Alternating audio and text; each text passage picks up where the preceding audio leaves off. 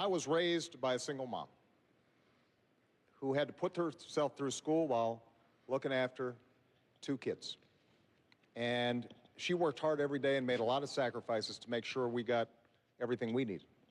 My grandmother, she started off as a secretary in a bank. She never got a college education, even though she was smart as a whip. And she worked her way up to become a vice president of a local bank, but she hit the glass ceiling.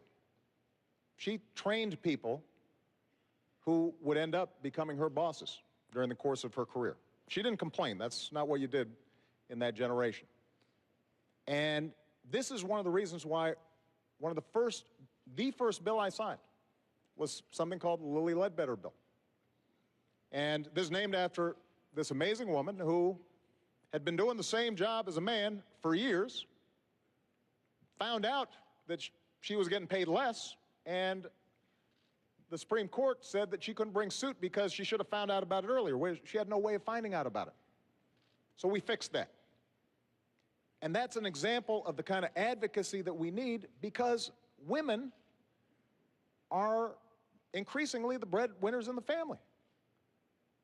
This is not just a women's issue. This is a family issue. There's a middle-class issue. And that's why we've got to fight for it. It also means that we've got to make sure that young people like yourself are able to afford a college education. Earlier, Governor Romney talked about he wants to make Pell Grants and other education accessible for young people. Well, the truth of the matter is that that's exactly what we've done. We've expanded Pell Grants for millions of people, including millions of young women all across the country. We did it by taking $60 billion that was going to banks and lenders as middlemen for the student loan program, and we said, let's just cut out the middleman. Let's give the money directly to students. And as a consequence, we've seen millions of young people be able to afford college, and that's going to make sure that young women are going to be able to compete in that marketplace.